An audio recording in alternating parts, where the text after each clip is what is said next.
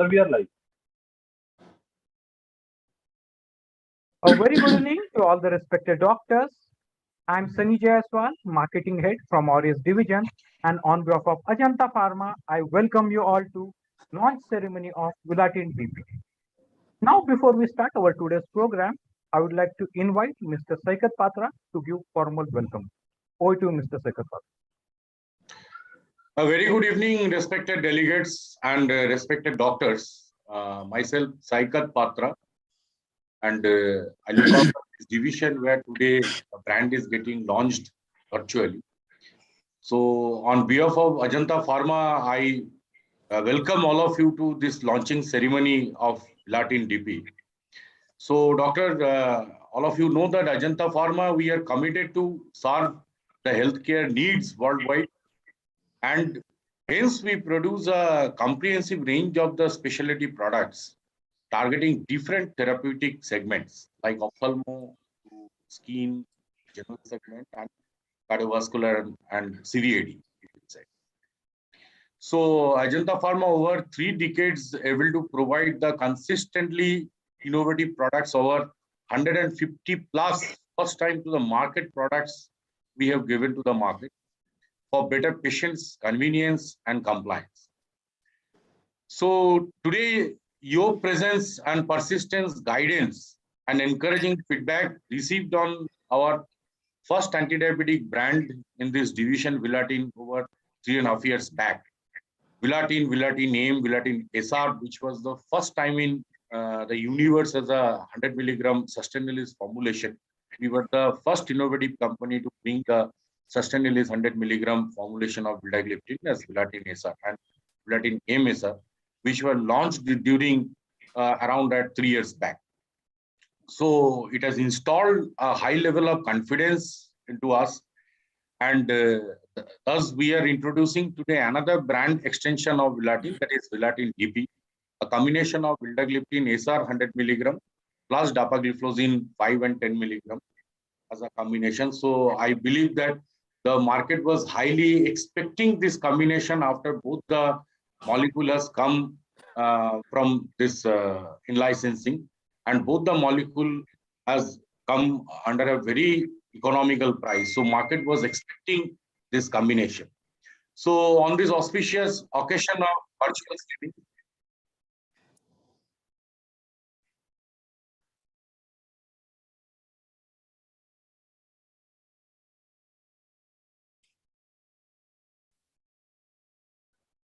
Hello, thanks a lot, Mr. Saikat Patra.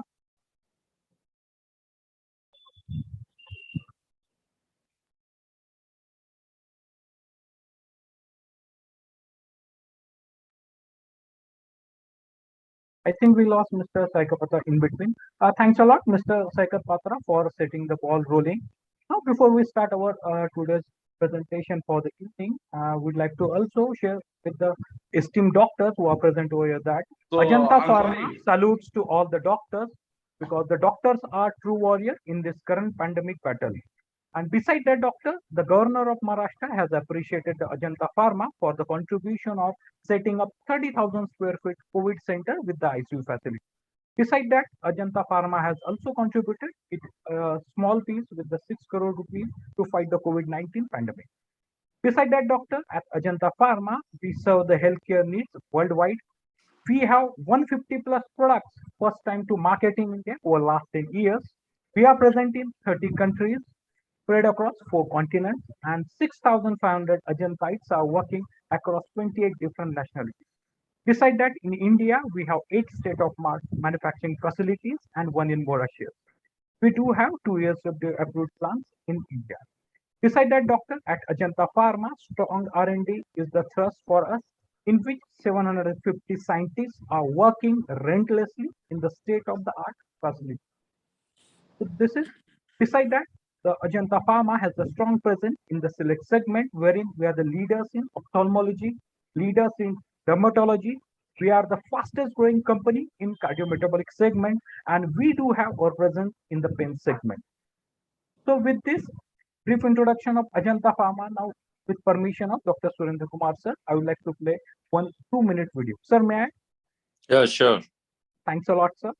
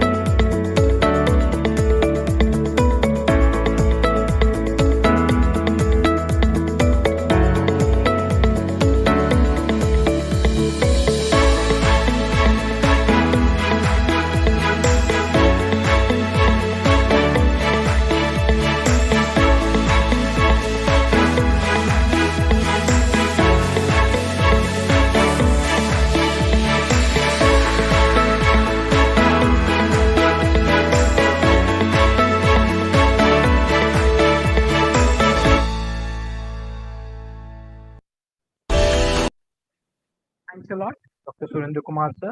Now, Thank before you. we move towards our program for the evening, we take this opportunity to introduce our esteemed panel of moderators and speakers.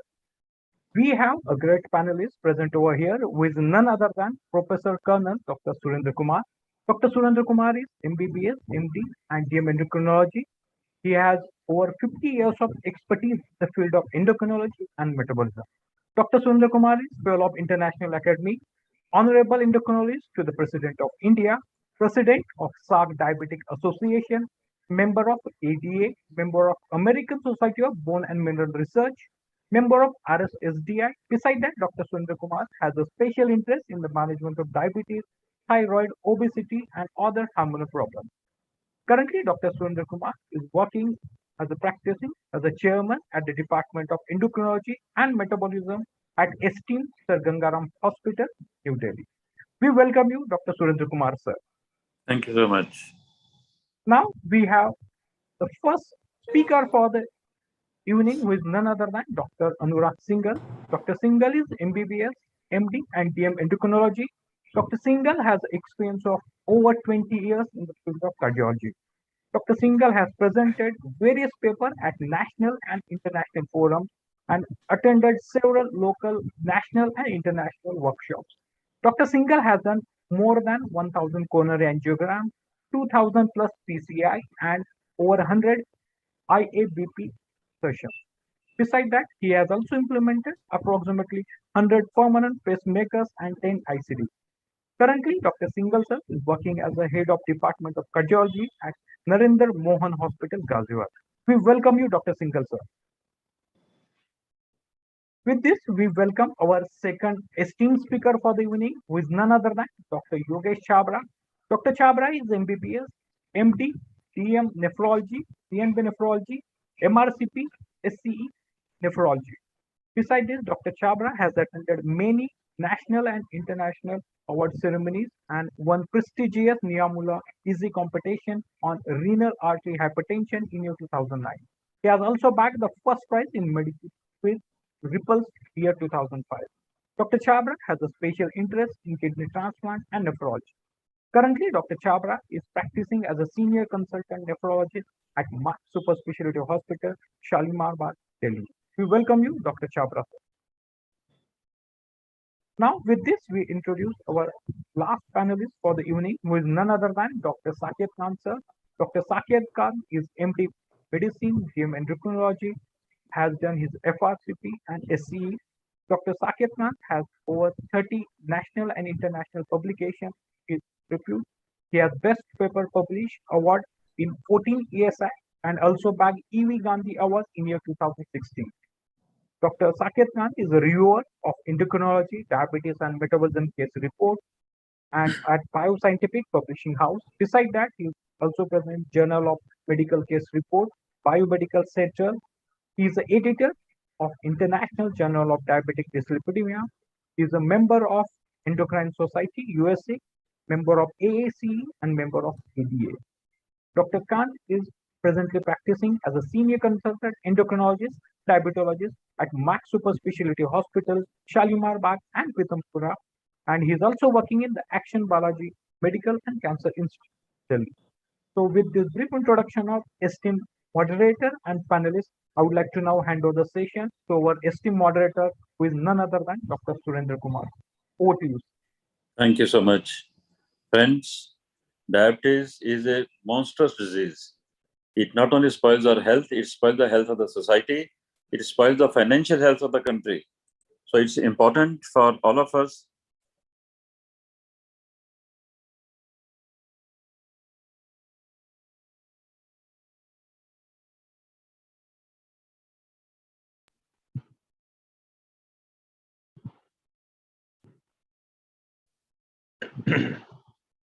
I think sir has lost connection. I think there's some It happened with me also. Yeah. We're doing that, yeah. We will wait till the time, sir, is back. Yeah, you will be joining, I think, within a couple of seconds.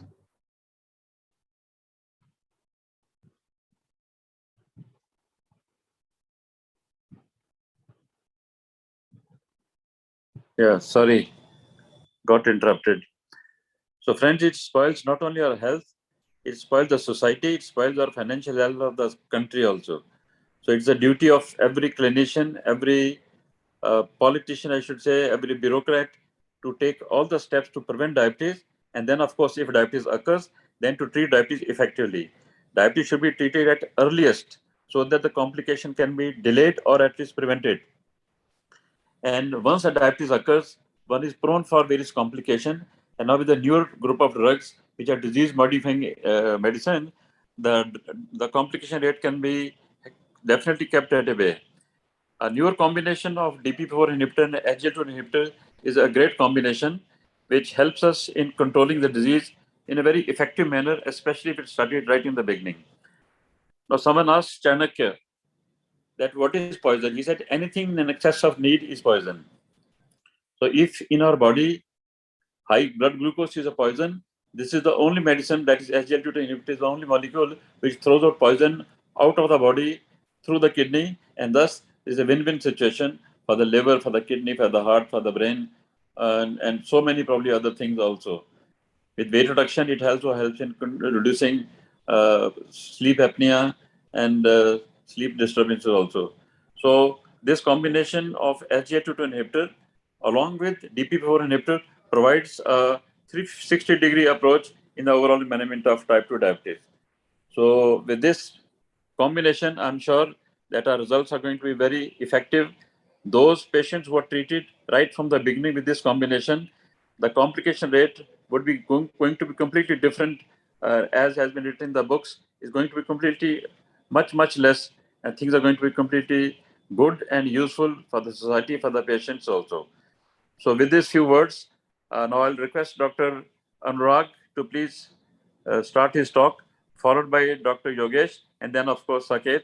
And at the end of the talk, we shall have the question and answer session. Over to organizers. Anurag? Yeah. Thank you very much, sir, for this enlightenment. And I would like to thank Ajanta Pharma for conducting such a CME. A very good evening to dear friends and senior colleagues. I think my screen should be audible now. Should be visible sir. now. Yeah. You are visible also audible. So may I request you to do a full screen now? Yeah, I am doing the full Fine. screen. Thank you, sir. Yeah. So as sir rightly said, diabetes is an epidemic, and we all should definitely try to prevent diabetes by all the primordial and primary prevention measures. But unfortunately, because of a fast and paced lifestyle, diabetes is occurring at an enormous pace and enormous proportions.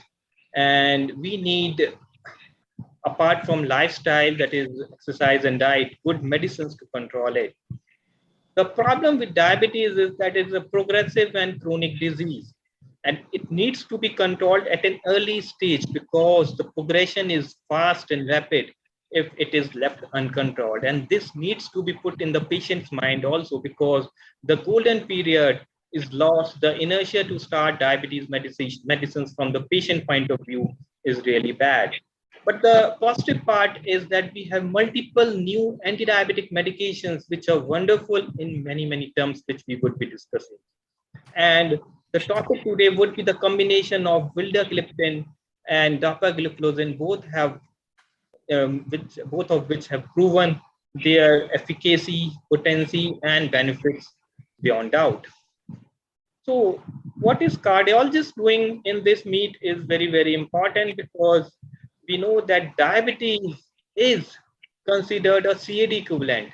But recently there have been talks of heart failure also, which was ignored previously. And diabetes patients are having a lot of heart failure involvement. So diabetes is considered also to be equivalent to heart failure. Heart failure is something which have a 5-year mortality more than you can say many of the malignancies such as breast cancer, but it is ignored and not treated and prevented properly. So we have one of the very beautiful medicines of diabetes, which started as an anti-diabetic medication, but now is used very often in heart failure, even in diabetics and also in non-diabetics. So we would be discussing dapagliflozin role in heart failure. We discussed that diabetes increases the chances of CAD, ASCVD, and patients with diabetes have twice the risk of cardiovascular disease compared with the general population. And once a patient is diabetic, there is a 6 years reduction in life expectancy. And once this becomes 12 years, when the patient develops associated vascular complications. So we have to act rapidly and early to control diabetes and its associated complications.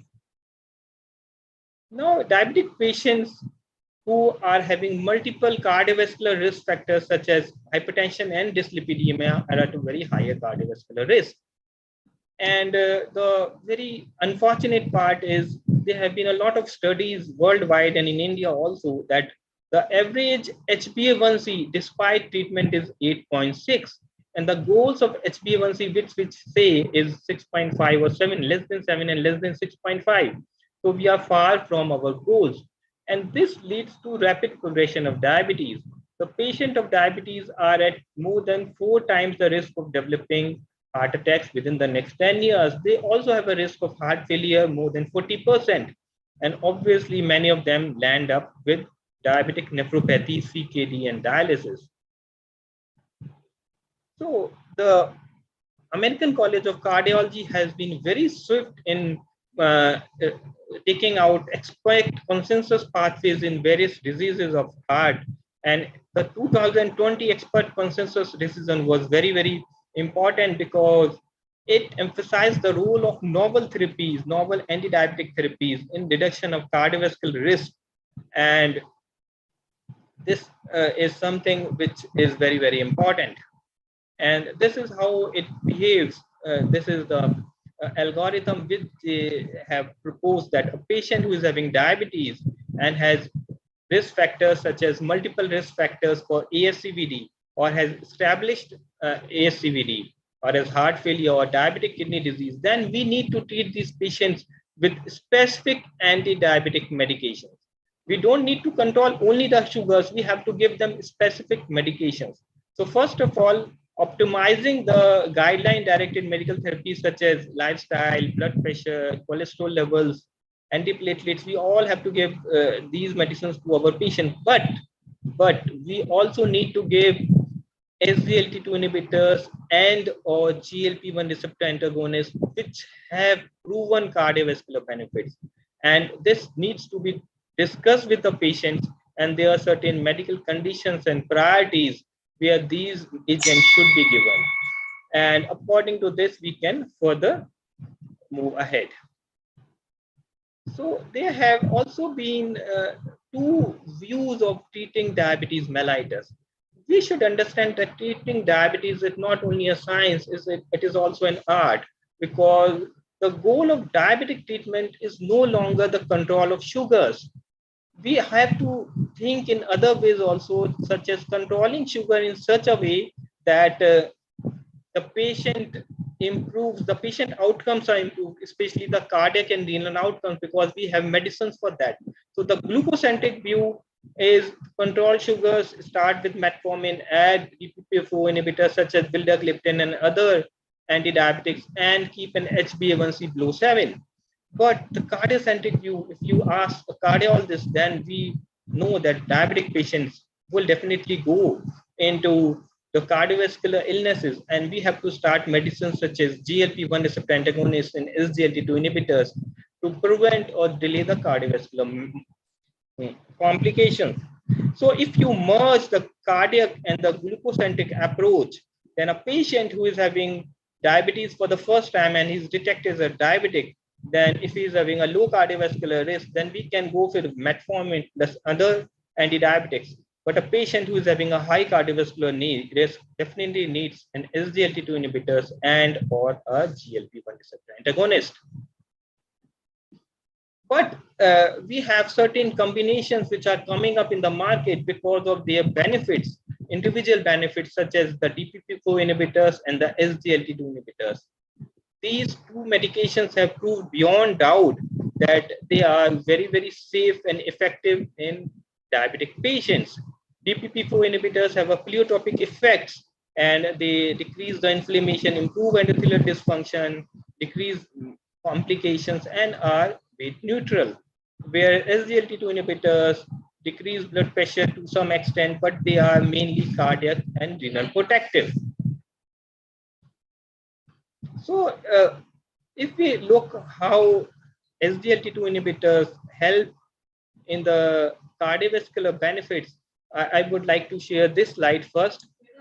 The patient who are having diabetes are very prone for heart failure and cardiovascular complications, because diabetes leads to ventricular remodeling, and there are a plethora of pathophysiological mechanisms such as LVH, high inflammation, extracellular matrix remodeling, apoptosis, and impaired cardiac metabolism.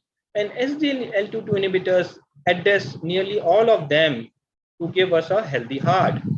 And one of the mechanisms which has been proposed that helps in the cardiovascular benefits of SGLT2 inhibitors is the sodium hydrogen exchange. Now, SGLT2 inhibitors have been the drugs which started with an anti-diabetic drug but showed to be cardiovascular beneficial, especially heart failure beneficial. And there have been a plethora of mechanisms which they propose how they help in cardiovascular benefits.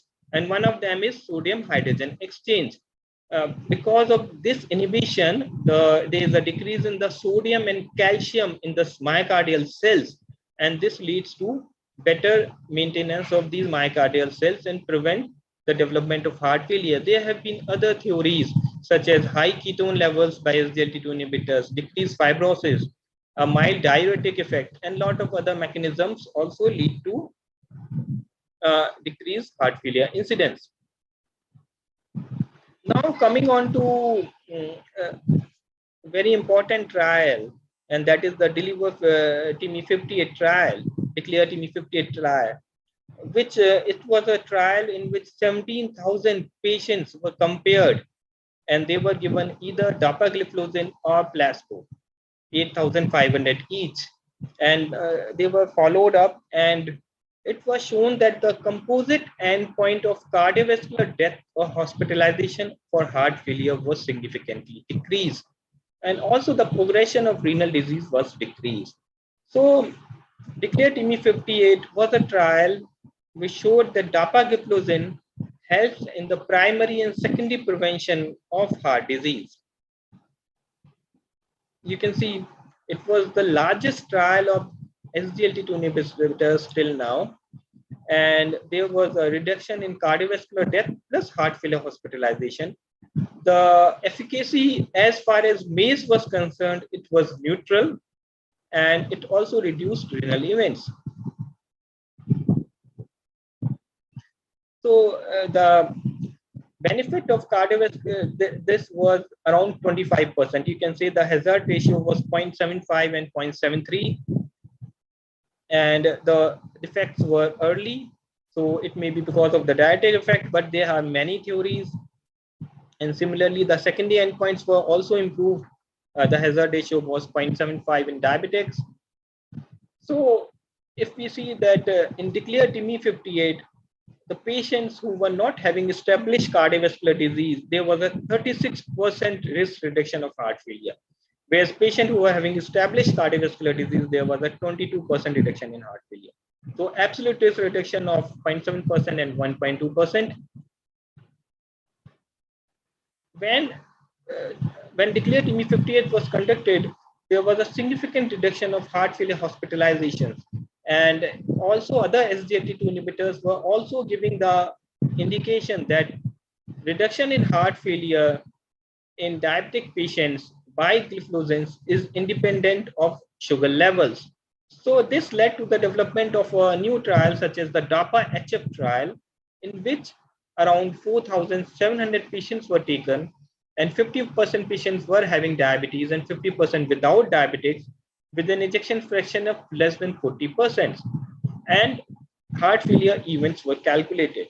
And obviously, the patients improved in terms of morbidity and mortality of heart failure. and a 2-year follow-up showed this, along with the quality of life. So we have this cardiovascular death. We have discussed 25% reduction. Apart from that, there was a CVT Real study which compared SGLT2 inhibitors with other oral antidiabetics. And it showed beyond doubt that SGLT2 inhibitors are superior to other OADs in reducing myocardial infarction, all-cause death, heart failure hospitalization, and stroke. So not only heart failure, but other MACE indicators were better with SGLT2 inhibitors as compared to other antidiabetics. And dapagliflozin has been the highest used medicine amongst the SGLT2 inhibitors. So if we see that cardiovascular death is a major cause of death in subjects with type 2 diabetes, and dapagliflozin is very, very helpful in reducing this complication. But one more complication is the postprandial hyperglycemia, which is an independent risk factor for cardiovascular death. So the need for early treatment intensification, that is, as soon as the patient is diagnosed diabetic, we need to control his or her sugars in a very, very better way to delay diabetic complications. And this is very, very important and needs to be emphasized to the patient and the doctors. And there have been a trial known as the Verifa trial with vildagliptin, where patients, it was a large randomized controlled trial where large number of patients were taken. And there were two groups, one with metformin plus placebo and the other with metformin plus vildagliptin. The patients who were early diabetics diagnosed for the first time with an HbA1c between 6.5 to 7.5. And they were followed up to 5 years. And the results were really good, as there was a significant reduction in the initial treatment failure rate. It was around 50% reduction. And the patient who were only on metformin, there was a treatment failure which were occurring as 3 years, whereas patients who were in combination, it was more than 5 years. There were also a subgroup where vildagliptin was added to metformin at some later stage, around when there was a primary treatment failure in the metformin group. And these patients also benefited by the addition of vildagliptin. But the benefit is most when the combination of vildagliptin and metformin was initially started at the diagnosis of diabetes. So this is very important and emphasizes the fact that a combination therapy for treating early diabetes is better, as it addresses most of the pathophysiological side effects of diabetes. There have been multiple trials and meta-analysis of vildagliptin, and the CVOT trial for vildagliptin has shown that there has been no increase in cardiovascular events in a diabetic population taking vildagliptin. Similarly, vildagliptin improves endothelial-dependent vasodilatation in diabetes, which is very, very important because it is the cause for cardiovascular complications. Now, there have been a large meta-analysis of around 17,000 patients where vildagliptin was compared to placebo or other antidiabetic medications, and it was shown that there was no major adverse cardiovascular events with the use of vildagliptin. Also, this analysis showed that vildagliptin is not associated with an increased risk of heart failure, as one of the DPP-4 inhibitor, saxagliptin, showed that there was an increased incidence of heart failure with its use. So, if we see based on cardiovascular risk, including heart failure and HbA1c criteria, the combination of SGLT2 inhibitor and DPP-4 inhibitor may be preferred over other conventional therapies in patients who have established cardiovascular disease and or heart failure risk. And obviously, we look for a single molecule which can cause many of these benefits, but no single molecule is there, as we can see this this picture where we have sulfonylureas who are used to be a good molecule for controlling sugars, but hypoglycemia, other side effects obviously rule them out as the first line therapy. Metformin used to be the gold standard, but is not able to control disease progression in most of the patients. DPP-4 inhibitor is definitely a good drug because it's a neutral drug, good cardiovascular protection, and also control sugar. And obviously, SGLT2 inhibitors are good. Pioglitazone cannot be given in heart failure patients. So if we see, we need to be having medicines who can control sugars, can cause cardiovascular and renal protection, able to control sugars on a longer period of time, and can be prescribed to most of the patients without any significant side effects. And for this, we have a combination of DAPA and Vildam, which can cause the glycemic control. If it started early, they lead to a very significant reduction in primary and secondary failure. Renal protection, they are sustained. Obviously, they sustain sugar levels and may benefit every patient along with the cardiovascular protection. Thank you. Thanks a lot, Dr. Singhal sir, for such a good presentation on your cardiological perspective. Now, for the next topic for the evening, we have next expert, Dr. Yogesh Kumar Chabra sir, for his perspective from nephrology side. Over to you, sir. Please go ahead.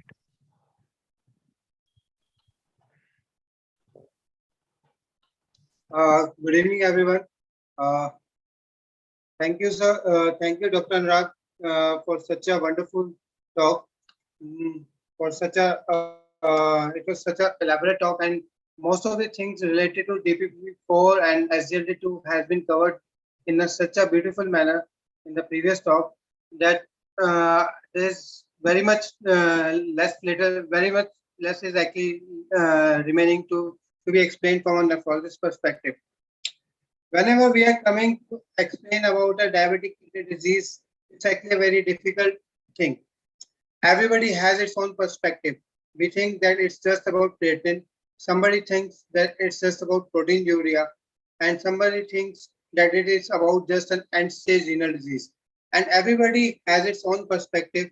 But whenever it comes to chronic kidney disease or diabetic kidney disease, it has a great variation.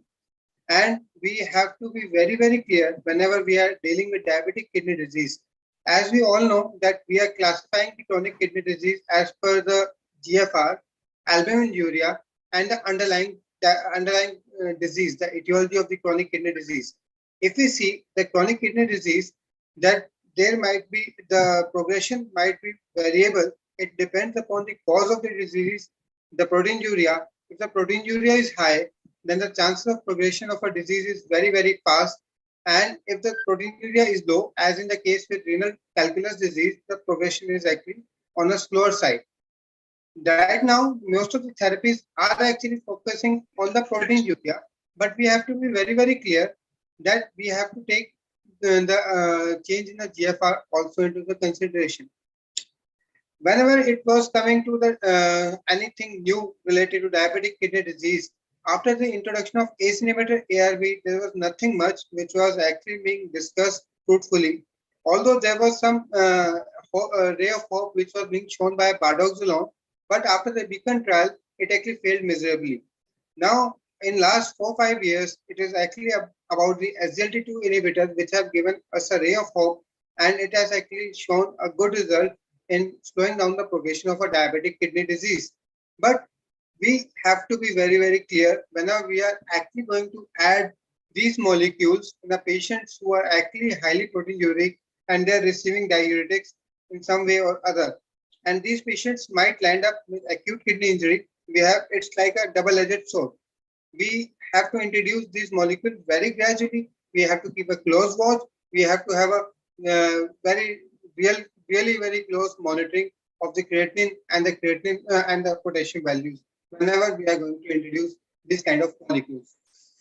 Just coming on to the pathophysiology of diabetic kidney disease, hyperglycemia enhanced reabsorption leads to a decreased delivery of the sodium chloride to the macula densa, which are actually the cells in the juxtaglomerular apparatus, and it is interpreted in a way so that the afferent arteriole shows a dilatation. The afferent arteriole dilatation leads to the intraglomerular hypertension. There is high proteinuria, and which can actually lead to a stage of glomerular hypertension, later on to the glomerulosclerosis. This is a etiology which we actually pathophysiology which we usually accept and move forward, and we are actually trying to solve this mystery by looking after this pathophysiology. Whenever we are actually talking about diabetes and CKD, we have to remember that out of the 3 patients of diabetes, 2 might be actually suffering from kidney disease in some way or other.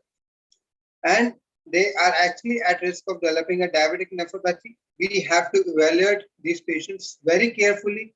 The things which we are missing in our routine practice is that we are not checking for albumin urea, albumin creatinine ratio. Sometimes people just write down urine for microalbumin. It doesn't have any relevance unless and until it is actually being seen in respect to the urine creatinine values. We have to see the urine albumin creatinine ratio, and then we have to decipher it.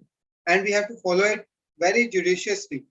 We have to look for the other cause, which are usually reversible and can actually lead to the modification of the diabetic kidney disease at an earlier stage. Sometimes we forget that the basic still remain the same. Basic is to control the blood sugar. Basic is to control the blood pressure. Rather than jumping the guns, we have to be very, very clear. It is about the controlling blood pressure, controlling the diabetes, and choosing the right molecule to control it so that we can have the best result out of it. 1 out of every 2 to 3 patients diabetes globally will be affected by chronic kidney disease. More than 2 out of every 1,000 Indians suffer from end-stage renal disease. Coming on to the prevalence of kidney disease in India, it is nothing less than the world data. We still have the prevalence of chronic kidney disease varying between 11 to 13% in most of the studies. Although, if we are coming on to the end-stage renal disease, it is although less than 1%, but still the prevalence of around 11 to 12, 13% is a whole lot. We have to be very, very clear about, we have to think about this chronic kidney disease. It's one of the leading cause of the mortality in developed nations and in developing nations like India.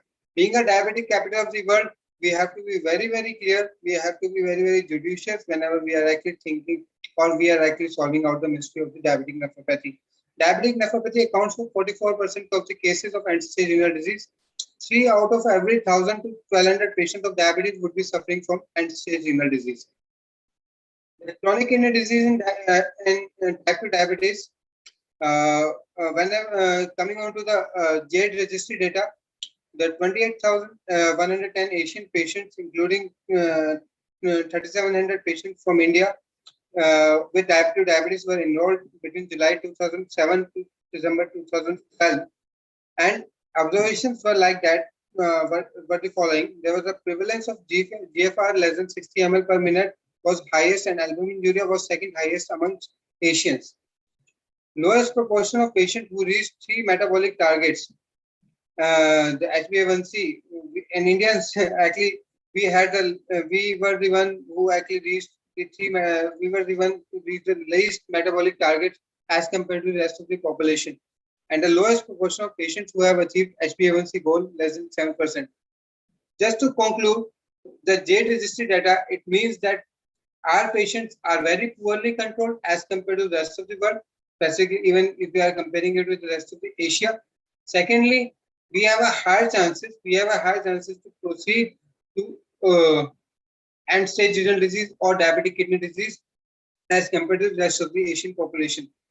And it might be attributed to the Y&Y phenomena or something else, but we have to be very, very clear about it. But what about the SGLT2 inhibitors? SGLT2 inhibitors have shown to break down this vicious cycle of macular densa, JG apparatus, and the sodium absorption. Once the SGLT2 inhibitors are introduced, they can actually reduce down the afferent arterial dilation. They can lead to afferent arterial constriction, decreased proteinuria over the time period. This all mechanism is usually being handled by macular densa, which is there in the JGA apparatus. The dapagliflozin has shown a good outcome in DAPA-CKD trial. Although there have been multiple other trials, but this was one of the trials which was actually focusing on the kidney outcomes in diabetic and non-diabetic population. 1/3 of the population DAPA-CKD trial was actually a non-diabetic population. Most of them were suffering from IgA nephropathy, later on followed by FSGS. And in IgA nephropathy also, I would also say that it has shown a good result. This is an eye-opener for all of us, that dapagliflozin can be used in other causes except diabetes in patients suffering from kidney disease. Specifically, IgA nephropathy, it has shown a good data. Still, from a nephrologist fraternity, I would say that less of the people are actually writing dapagliflozin as a molecule or SGLT2 as a molecule in patients with non-diabetic kidney disease. But a primary outcome of this study showed that there is a relative risk reduction of 39%. The primary outcome was actually focusing on the sustained more than 50% EGFR decline and stage kidney disease, renal or cardiovascular death. And the secondary outcome, including the all-cause mortality, there was a relative risk reduction by 31%. The result was so beautiful and it was actually so statistically significant that one has to obey these studies and has to introduce this molecule. But obviously, as a nephrologist, we see other spectrum as well, including the urinary tract infection, the pyelonephritis, the prostatitis, the recurrent infection. We have to be very, very clear when we have to be very, very cautious whenever we are going to add SGLT2 inhibitor, canagliflozin, empagliflozin, dapagliflozin. Each of the molecule has this chance, has this modality, has its comorbidity. We have to be very, very cautious whenever we are introducing this kind of molecule with previous history of nephropathy, and specifically if you have to look for the urinary tract infection. But these molecules have shown a marvelous result, and we have to consider these molecules in a larger perspective. Coming on to the renoprotective action of the vildagliptin, I would say this study was actually being conducted in patients who were actually suffering from renal dysfunction, both moderate and severe renal dysfunction. And the 50 mg of vildagliptin was introduced, and it was compared with the placebo. In moderate renal impairment, it was considered whenever the GFR was between 30 to 50, and severe was considered when the GFR was less than 30 ml per minute per 1.73 meters square. It has shown a good efficacy and no major side effect profile as compared to the placebo. And if we are comparing with the placebo in this study, the benefit in terms of HbA1c was good.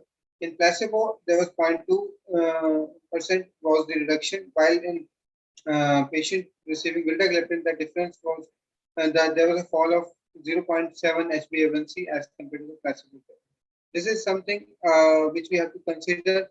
It is safe molecule, has shown good result in terms of HbA1c control, and this is something which we need to focus upon.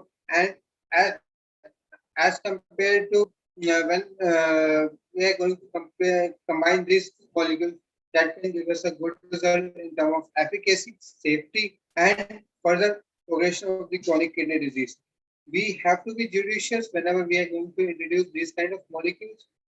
In fact, I would say we have to focus mainly on the basic learning. In fact, as a nephrologist, I have seen metformin running till the stage 5, stage 4.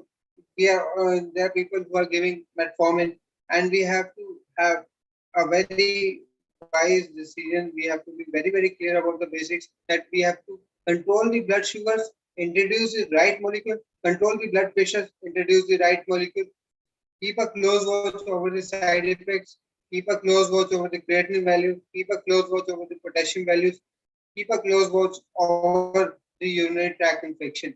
These molecules are good, but use it very judiciously. SGLT2 inhibition and DPP4 inhibitor and the combination can give us a very good result, and this combination may be preferred over other conventional glucose lowering therapies in diabetes with chronic kidney disease when EGFR was more than 45 ml per minute. Thank you very much. I would like to invite Dr. Saket sir for further enlightenment over these two molecules. Thank you very much. Thanks a lot, Dr. Chavra sir, for such an insightful presentation. Now, for next expert for the evening, would like to call upon Dr. Saket Kant sir. Over to you, sir.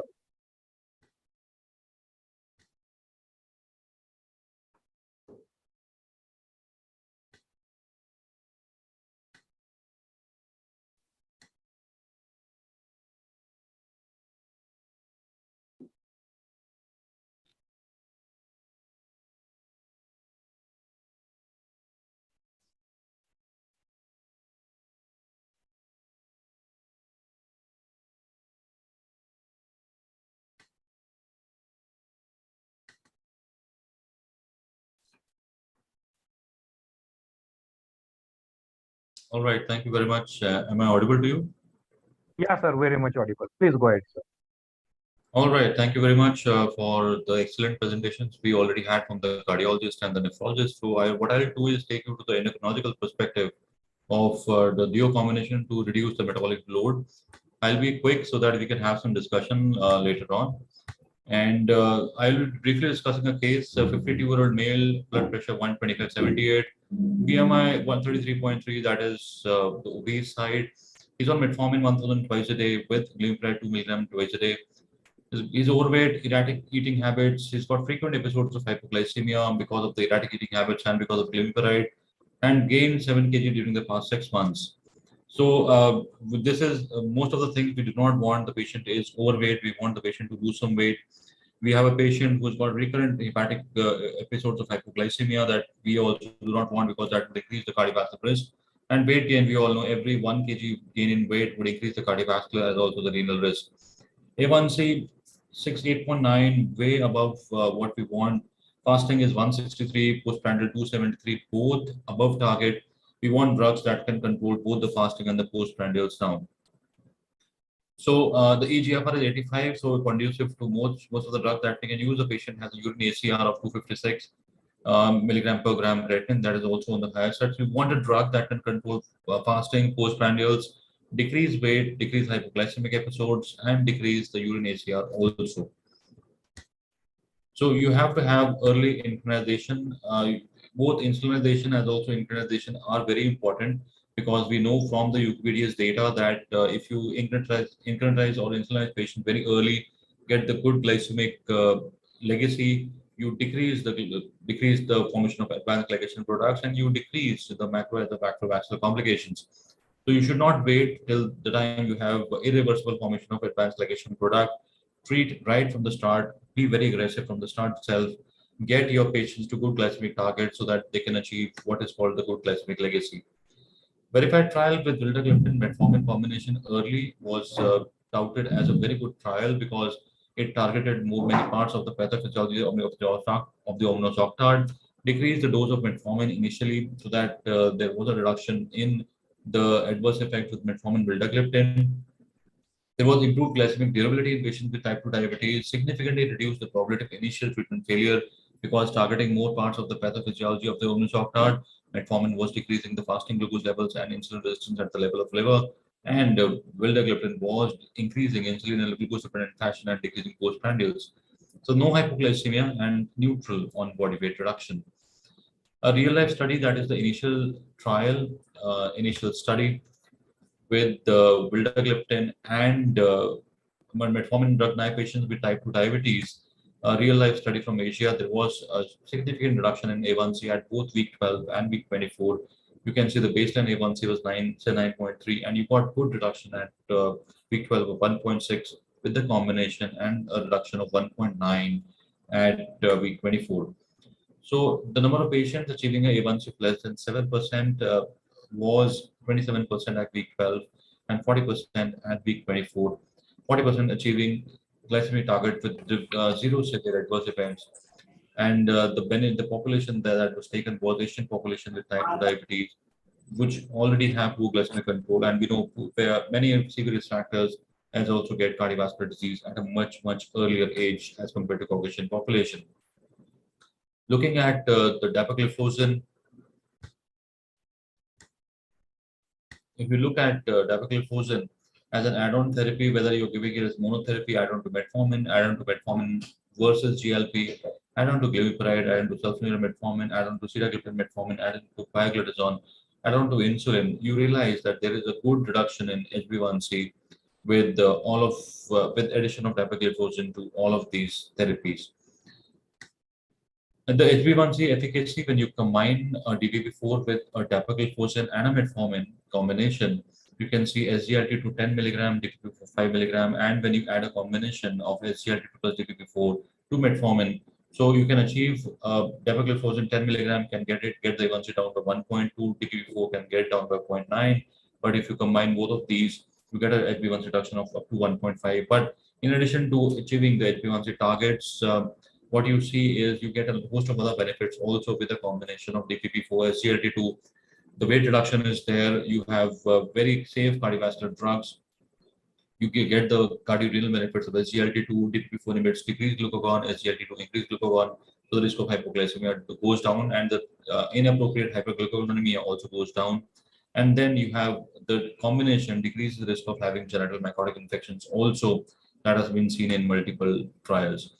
Now, if you look at adjusted mean proportion of patients achieving A1C less than 7 at 24 weeks, when you have a patient on DPP4 metformin, SGLT2 plus metformin versus when you have a combination of SGLT2 plus DPP4 plus metformin, the proportion of patients achieving A1C less than 7 at 24 weeks with saxa-dapa metformin was nearly double than seen with saxa metformin or dapa plus metformin, 41% achieving the targets, DPP4 metformin 18%, SGLT2 plus metformin at 24% achieved the A1C target. Dapagliflozin, the risk of hyperglycemia would be almost nil if you compare it with glipizide metformin, because dapagliflozin is a SGLT2 inhibitor, and it has an insulin independent mechanism. So the risk of hyperglycemia, unless it is combined with a sulfonylurea, glenide, or insulin, would be negligible. Weight reduction also is seen, and it is proportionate. As with all drugs, the benefit would be higher in patients who've got higher risk. So if the patient has a higher BMI, more than 40, the patient can lose up to 3.4 kg. And you can see a normal BMI person, 18.5 to 25. That is not, this is the Caucasian normal weight. For our population, it would be 18 to 23. Would be losing around 1 kg of the weight. So it is not only glycosuria and osmotic diuresis, it is loss of visceral fat that is metabolically very active and decreases the cardiovascular risk also.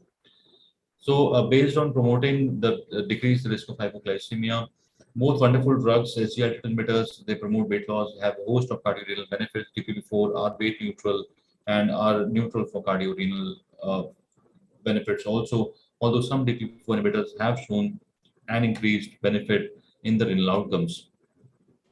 If you look at safety, it is not only about efficacy, it is also about safety, and it is also about durability. And if you look at all the data from and the relative risk of GTI, this is what I was talking about. If you have SGLT2 and you have a combination of SGLT2 plus DPP4, the SGLT2 DPP4 combination would basically be decreasing risk of UTI because it inhibits DPP4 enzyme present in the genital tract bacteria and the fungi. So you should always look for one molecule which can tackle all aspects of metabolic disorder, type 2 diabetes, glucose control, blood pressure management, dyslipidemia, weight gain, and also provide the cardiorenal benefits. So this already has been discussed. Sulfonylureas, time-tested insulin secretagogue, but hypoglycemia is a major challenge. But very potent drugs can decrease glucotoxicity, lipotoxicity very quickly. Metformin gold standard diabetes treatment, glycemic control, along with pleiotropic benefits, basically decreasing hepatic glucose output. DPP4 inhibitors are a weight neutral drug with mild glucose control and good sleep protection, except saxagliptin that have basically showed increase in heart failure. And pioglitazone, best CV safety and durability. Fluid retention cannot be prescribed to patients who've got renal or CV disease.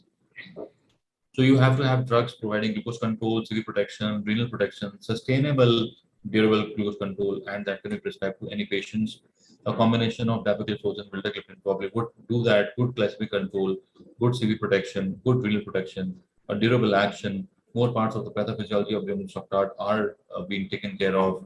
Get the renal and the cardiac benefits of dapagliflozin, and so it would basically benefit all patients of type 2 diabetes, except the patient who basically are losing weight at diagnosis, are very lean, and in patients who you're not sure whether the patient has type 2 diabetes, LADA or MODY or pancreatic diabetes, so you have to be careful in those category of patients. Thank you very much for the patient hearing. Any question, probably all of us will be very happy to answer. Thank you very much, Saket. Wonderful presentation by all the three speakers. Friends, SGLT2 inhibitors is a multi-barrel gun. With one gun, you can fire and protect the kidney, the liver, the heart, the sleep apnea. So many more things yet to come, especially about the liver, etc. In 2019, this combination was declared as the best combination of drugs in protective manner, because SGLT2 on one side having multiple effects, and wherever probably it lacks, it's been substituted by the DPP4 inhibitor. The main role is the DPP4 improves the beta cell mass, and all other factors like metabolic role, metabolic arm, hemodynamic arm, as well as in addition, it been found that it improves the hemoglobin also. That's another beauty. And it improves sleep apnea. So there are multiple advantages are there with the SGLT2, and this combination provides probably the best combination covering all the 360-degree approach to that Omnet Actate. So now, if there are any questions, the learned speakers will be too glad to answer those your queries. Jaswal, just read out the questions. Yeah, sir. I'll do the needful. Just allow me a second. Sir, there's a first question in the chat box which we have got from Dr. Gagandeep Singh. Sir, what is the right time to give this particular combination? For diabetes, Saket? If you're looking at a combination, I guess you can give it any time. Does not make a difference because both are OD doses. You can give a combination of Vilta plus dapagliflozin.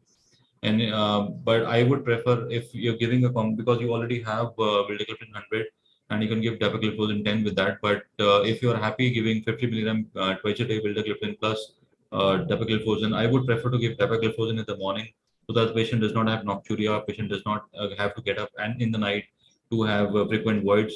So 100 by 10, I probably would give in the morning. If you're planning to give them differently, probably 50 milligram twice a day vildagliptin plus dapagliflozin in the morning would be a great addition to the treatment of the patient. Saket, I think they are interested to find out in the natural history of type 2 diabetes, where exactly do you place it? Do you start right in the beginning? I guess we have to be very aggressive. Right in the beginning would be a great idea because that would target many parts of the pathophysiology of omnisoc get the glucose control to a very good level, provide the good glycemic legacy, decrease the advanced glycemic product. You can give it at any stage of type 2 diabetes, but earlier the better, more aggressive. You'll get the glycemic benefits and you'll get the good glycemic legacy. Yeah, and on the top of that, if this combination is there, the glycemic variability is reduced significantly, and this further helps in controlling and preventing the complications. Next question, Jaiswal. Yes, sir. Sir, the next question is, can we start this combination with sulfonylurea? Saket. I guess you can always start this combination with sulfonylurea because they have some different mechanism of actions. Sulfonylurea causes insulin release from the beta cells. Vildagliptin would increase the insulin release in a glucose-dependent fashion, and SGLT2 has an insulin-independent insulin-independent action. So you can always start it, and if the patient has a high risk of nocturnal hypoglycemia, it would be a wise choice to give the sulfonylurea in the morning and a lower dose of sulfonylurea in the evening, or even give a gliptin in the evening. I guess you can always start this combination. There is no contraindication to starting this with sulfonylureas. Yeah. Unable to control with this combination, add metformin if it's not there, and still glucose is not controlled in that situation, you can continue with the medicine and add sulfonylurea, and this is a replacement of insulin. On one side, we have got a medicine which are disease-modifying agents. The full advantage of this disease-modifying agent must be given first, and then, of course, it's either sulfonylurea or insulin. So definitely, as a standby, sulfonylurea can be added if you are unable to control with this combination. That's our next question. The next question is, can we use this combination in severe CKD patient, and at what stage of eGFR we can use? From a nephrologist perspective, we would be happy to give this molecule at the earliest possible stage. Obviously, we are not happy once the GFR is on a downward trend. We are not happy to introduce this molecule once the GFR is below 30 or below 25. As far as the studies till date are concerned, dapagliflozin has been found to be beneficial till GFR of 25. But beyond that, we don't have any data to prove its benefit. Obviously, there's nothing wrong in it, but obviously the data still is lacking. I would suggest to add it as early as possible so that we can have a better effect, longer effect, and the slower progression of the chronic kidney disease.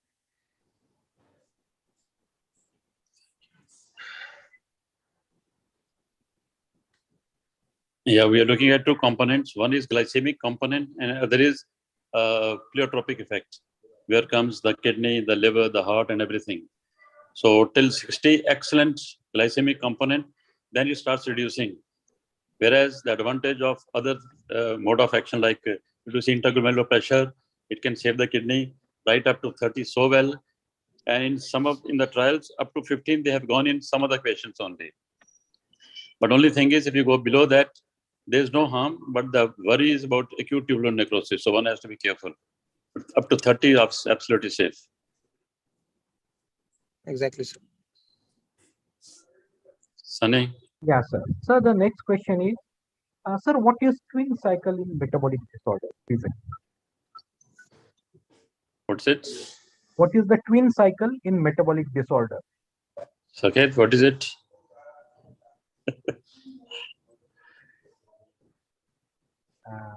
Sunny, you read out. Sir, should we take next question? No, where did you pick up this question from? Sir, some doctor has sent this question. What is the twin cycle in metabolic disorder?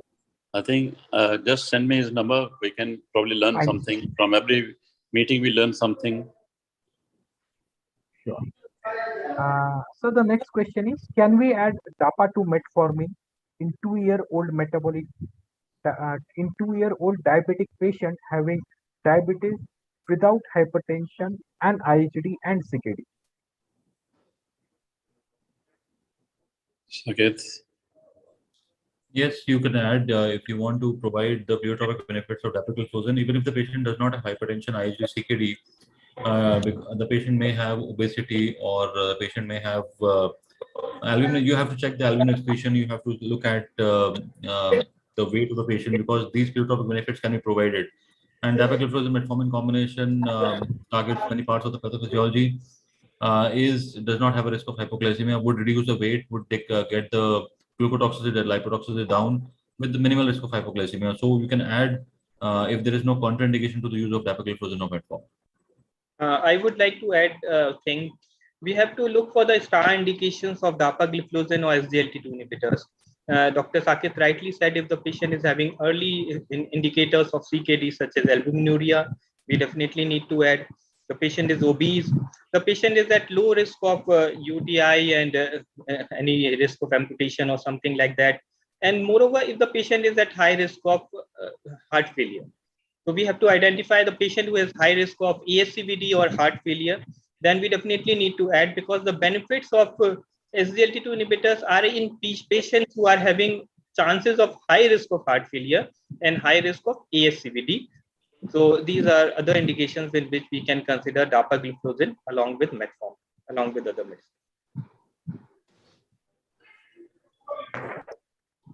So there is a next question in the chat box from Dr. G.S. Sinha.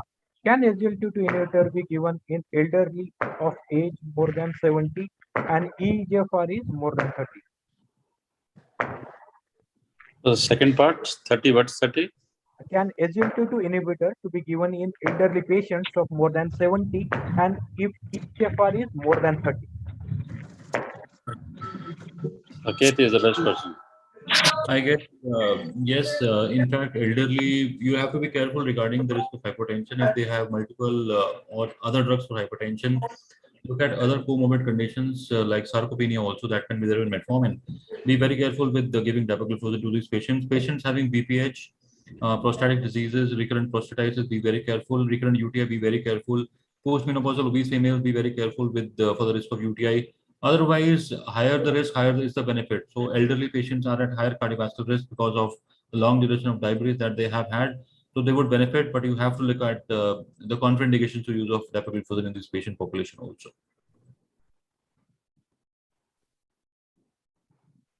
There is a next question in the chat box.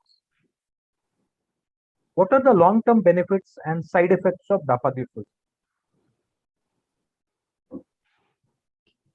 And one more question is there, sir. What is the protocol for managing genitourinary infection with SGLT2 inhibitors? I guess I'll take the long-term benefit part, and Dr. Yogesh can take the genital infection part. So long-term benefits, we have seen multiple data now that you have multiple data with dapagliflozin, both in patients with diabetes and no diabetes. You've got a host of cardiovascular benefits in both patients with diabetes and no diabetes. So many now the indication, EGFR indications for SGLT2 are dropping and dropping. So at low EGFRs, probably there would be no glycemic benefit of these drugs, but still the pleiotropic benefits in the form of cardiorenal benefit would be there. And they would stay for a very, very long time. That is what we have seen in data. As age progresses, as as the duration of disease increases, you will have more and more benefits of these drugs in the form of reduction in weight, good glycemic control, decreased glucotoxicity, lipotoxicity, the benefits in heart failure, the benefits in MACE, the benefits in renal function decline, and some benefits in NASH also.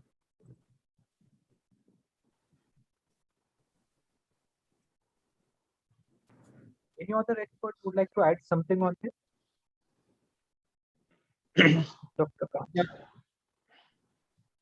Yeah, basically, if you look at the SGLT2 inhibitors, then they are definitely the medicines with least of serious side effects and a plethora of benefits. If you see the side effects, previously we used to say that the patient may go into diabetic ketoacidosis, but we have a lot of personal data, and there are hardly patients who go into DK. We used to say that don't start in an acute illness. Yeah, obviously, we should avoid in an acute illness, but there is data coming up which says that patients who are hospitalized for heart failure, we should write that at the discharge summary of the patient, SGLT2 inhibitor should be there. Similarly, the UTI risk is also not very high, and it is quite treatable because most of the times it is the lower urinary tract infection. The genitourinary infections obviously more bothersome than serious. Apart from this, if we look at the benefits, then this is the medicine which have made, I think, the cardiologist, the nephrologist, and endocrinologist life very much easier. If you ask me, heart failure, yes, it is one of the 4 pillars of heart failure therapy. Most of the times we have patients who have borderline blood pressures, and we cannot start with a beta blocker, an ACE inhibitor, or an ARNI, and an aldactone because, or spironolactone because of this metabolic or electrolyte abnormalities. But SGLT2 inhibitors, dapagliflozin is basically hemodynamically neutral, so we can give to these patients. And heart failure is one of the major indications, I think. Then the prevention of all these heart failure and progression of kidney disease. So it's a medicine which is very, very innocuous looking, but with a huge benefits. And perhaps I think that's why I was just reading the chat box. One of the doctors says, Miss Dr. Brunwald says it's the statin of the century. Obviously, I think now if you ask me, the benefit and the prescription of SGLT2 inhibitors can be much more than what we can use for statin. Sir. Sir, there's a next question from Dr. G.S. Sinha. Combination of SGL2 plus metformin vis-a-vis combination of SGLT2 plus vildagliptin, which one is better and how to decide? Well, I guess not wise to compare drugs with two different categories. Both have their benefits and their adverse effects.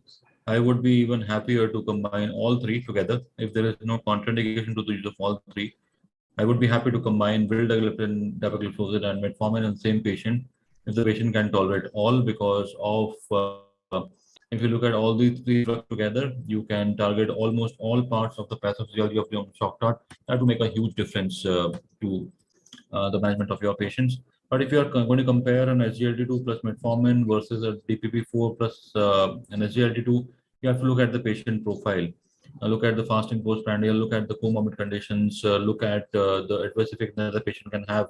But I would be very happy to combine all three together. That would reduce the dose of individual drugs, decrease the adverse effects, and provide a reduction in both fasting postprandial. A1C would be reduced, the cardiorenal benefits would be there, and the weight reduction would also be there. Dr. Singhal, sir, would you like to add anything to this?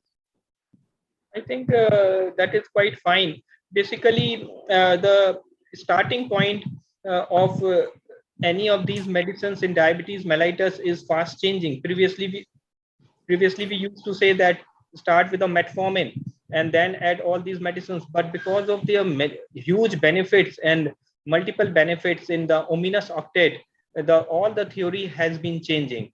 And that's why this combination, which we not have thought even 5 years back, is now can be the starting point. And there are certain indications such as a diabetic patient with heart failure, a diabetic patient with high risk of ASCVD, probably this would be the combination would be preferred over metformin, as the European Society says that SGLT2 inhibitors may be used ahead of metformin.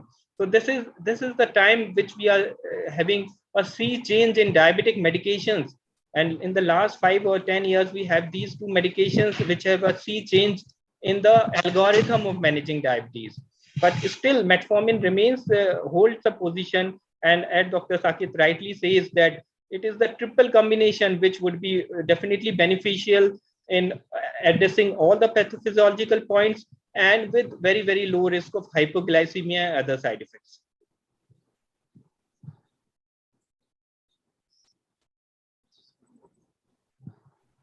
Sunny, you are muted. Sir, thanks a lot, sir. There is a next question in the chat box from Dr. Said Mutsir. What needs to be monitored during SGLT2 inhibitor use in elderly patients?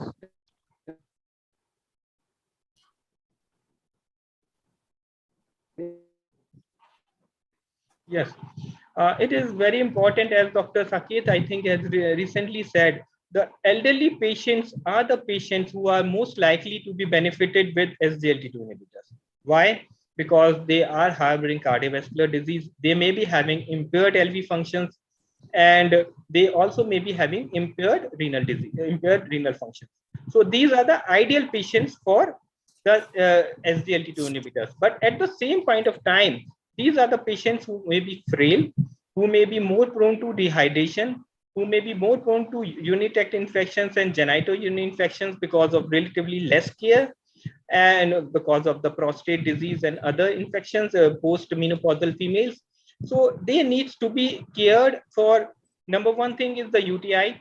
We have to specifically educate them about the UTI, because such UTIs may go into sepsis also if not cared for. Number two, the genitourinary infections. Number three, there have been some signals, not for dapagliflozin or empagliflozin, but canagliflozin, that it may need to increase in amputations and fractures. So we have to be more careful in patients who are having peripheral vascular disease, who are having diabetic ulcers, who are having severe diabetic neuropathy. We have to be more careful in monitoring such patients for the complications. Saket, sir, you want to add?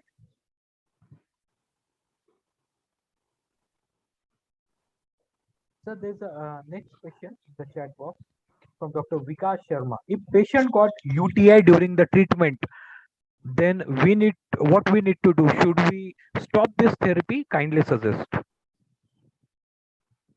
I guess every one of us will stop therapy with the SGLT2 inhibitor at that time, counsel the patient again, give the patient antifungals, treat the UTI if the patient has UTI, although UTI is not that common, GTI is more common. Treat the GTI, counsel the patient again, counsel the patient to have good hydration, counsel the patient to maintain good genital hygiene, counsel the patient that if they have any swelling in the toe, pain or change in color, they have to come back, because that was their indication was there with canagliflozin. And there is an indication of there was an increased risk of stroke also with empagliflozin in the empiric data also. There is there is increased risk. So should be very careful in patients with previous stroke, TIAs for patients. And if you counsel your patient really well and the patient adheres to what you tell, probably the risk is lower than what has been shown in data. The data from India also has shown that the risk may be just about 12 to 15%. But if you counsel your patient really well, what many of us would have seen in clinical practice is that it may not be more than 5%. Anything you would like to add on?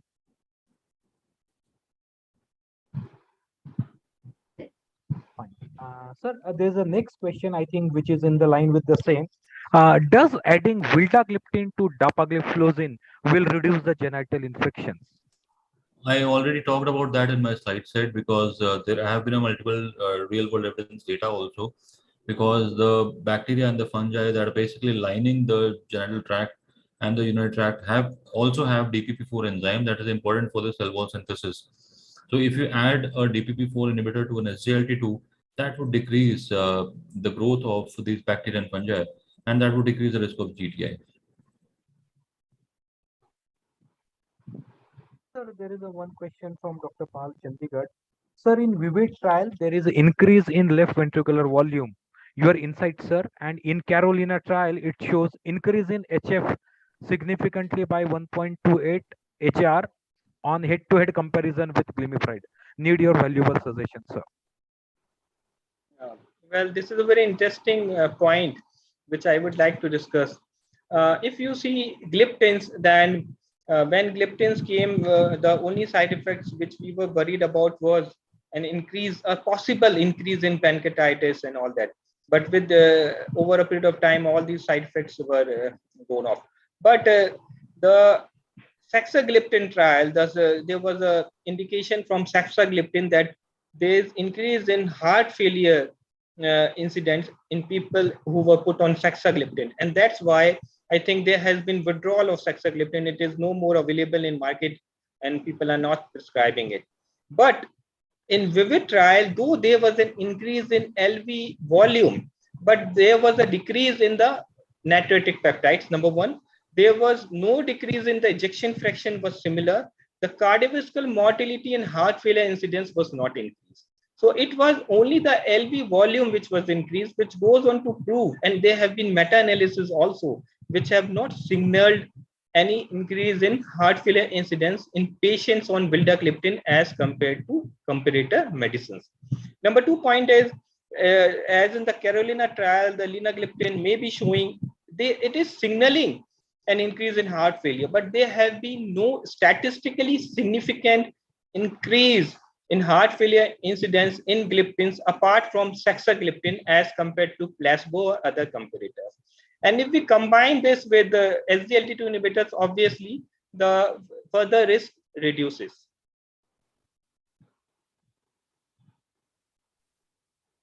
Saket, sir, you wish to add anything to this? Nothing, I guess. In the Vivid trial, there was a problem. Saxagliptin has a problem with heart failure. Alogliptin also had some issues with heart failure, but that was not significant. And Carolina trial, the increase in heart failure risk was not significant. So it was as good as glimepiride, but glimepiride increases risk of hypoglycemia. That in fact also can increase heart failure. We should be very clear on that. Hypoglycemia has been linked to increased epinephrine, norepinephrine. It can increase endothelial dysfunction, increase the risk of arrhythmias. It can cause a host of cardiovascular effects. It is pro-atherogenic and pro-thrombotic also. So any episode, endothelial dysfunction, pro-thrombotic state with hypoglycemia is detrimental. So in the Carolina trial, almost similar heart failure with glimepiride and linagliptin, but the risk of hypoglycemia was somewhat higher with glimepiride. Sir, there is one more question from Dr. Rajendra Pal, Roorkee. Can we use DPP4 inhibitor plus this dapagliflozin along with insulin in type 1 diabetic patient? There has been a trial that has been undertaken in patients with type 1 diabetes with insulin and dapagliflozin. But the problem is the risk of euglycemic decay that increases. You have to counsel your patient really well. You can use that in patients with double diabetes, patients with type 1 diabetes who get obese and get insulin resistance and type 2 diabetes. But be very careful in lean type 1 diabetes or insulinopenic. Using a combination of type 2 with insulin with dapagliflozin may be very harmful, because what basically happens is whenever patients, you add dapagliflozin to a patient on insulin, the patient gets good glycemic control. Patient, instead of decreasing an oral drug like dapagliflozin or removing dapagliflozin, would tend to decrease insulin. Now that would decrease the insulin to glucagon ratio, and that would land the patient to do ketoacidosis. And the patient may not be able to recognize ketoacidosis because their blood glucose levels may be just about 100, 150, or 200, and the patient usually lands into euglycemic diabetic acidosis and may be late in coming to the hospital if the patient is not checking their urine ketones, so that they may land up in severe acidosis. You have to be very careful unless you want to give your patients on insulin, dapagliflozin, insulinopenic patient with type 1 diabetes. You want to give, I guess it should be reserved for patients who get double diabetes while they're taking insulin. Lean patient, type 1 diabetes on insulin, you should refrain from giving dapagliflozin to these patients. Right, sir. I think Almost all the questions been already answered by all the expert panelists who are present over here today. So being having a presence of all the three specialists like cardiologists, diabetologists, endocrinologists, I would like to summarize this session by asking each of the specialists that in which category of patients and patient profile would like to place this vildagliptin plus dapagliflozin. Dr. Singhal sir and Dr. Saket sir, both of you. Yeah. Uh, the combination of vildagliptin and dapagliflozin is definitely interesting, and there's a lot of patients which can be put on combination therapies. Now we have to decide whether we have to start along with metformin, or there may be some subgroups where we may be putting metformin later on. The triple combination of metformin along with dapagliflozin and vildagliptin is beneficial in all diabetic patients, but patients with high risk of heart failure, ASCVD, these patients and multiple cardiovascular risk factors, established cardiovascular disease, I think along with diabetes, I think the combination of dapagliflozin and vildagliptin should be given first, followed by metformin. But a patient who is diabetic with low cardiovascular risk, then we need to combine all these three therapies. This is in gist. And the patients who are having heart failure and all these things, definitely these medicines are needed. I guess wonderful combination for patients who are obese, want less hypoglycemia, wants a weight reduction, and have high risk for cardio-renal diseases, or have established ASCVD or heart failure, recurrent episodes of heart failure, multiple risk factors for heart failure, or diabetic nephropathy. I guess wonderful drugs, unless you have a contraindication to the use of any of these drugs. Adding to metformin, wonderful again, because you target almost all parts of the pathophysiology of omnisoctard, no risk of hypoglycemia, the doses of individual drugs are reduced, you have a balance of glucagon, and you get the benefit of weight reduction, no risk of hypoglycemia, and the pleiotropic benefits of SGLT2. So wonderful. I guess triple drug combination would be even better, but a combination of DPP4 plus SGLT2 we've been using for a very long time and has given us wonderful results.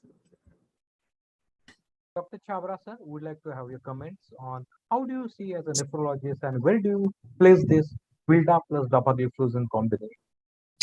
It's a very wonderful molecule. As a nephrologist, this is a molecule which I would like to advocate, but obviously it has its own limitation. As a nephrologist, we are seeing the other side of the spectrum, including urinary tract infections as well. And we have to be cautious whenever we are actually introducing SGLT2 inhibitors in these kind of the molecules. Secondly, I would say these are the molecules which have to be initiated at the earliest in a diabetic kidney disease patient, definitely. And I would suggest if we are able to add it once the GFR is above 60, that will give us the best results in this kind of the population. And as a nephrologist, SGLT2 alone is a molecule which we can use in patients with non-diabetic kidney disease as well, specifically IgA nephropathy, where we have actually recently started introducing in this kind of population. We have got good results as well.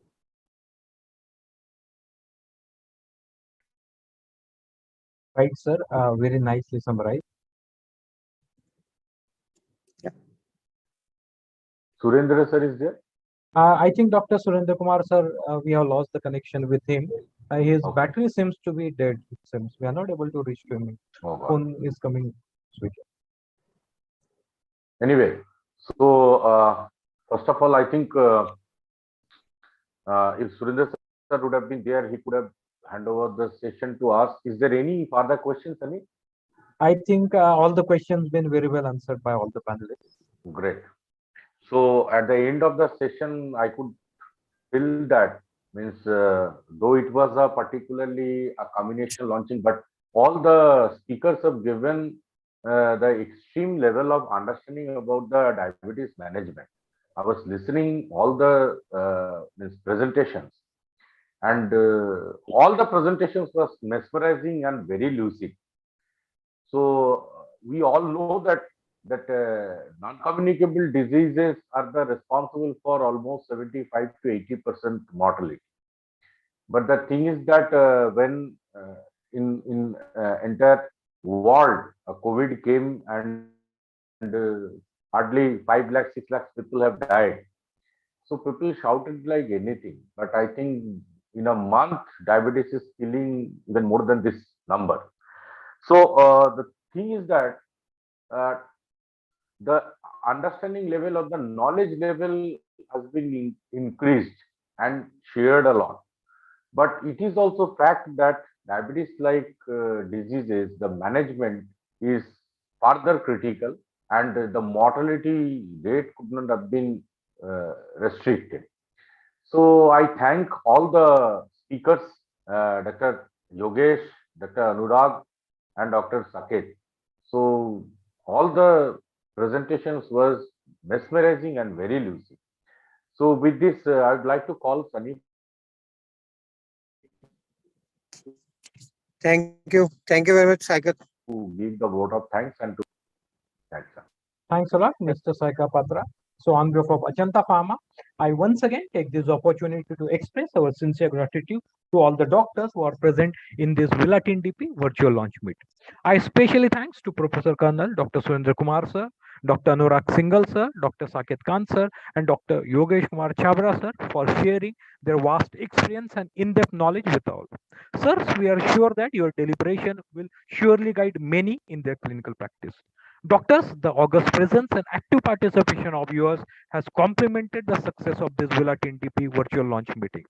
And we are sure that this duo of vildagliptin plus dapagliflozin will reduce the metabolic load of your diabetic patients. And this Vilatin DP will definitely aid you in your quality treatment, translating into quality patient care. I once again thank to all of you, and I'm sure that each one of you in this meeting had an enriching experience. Thank you. And with this, we conclude our today's virtual launch meeting session. Thanks, one and all. Good night and have a nice weekend ahead.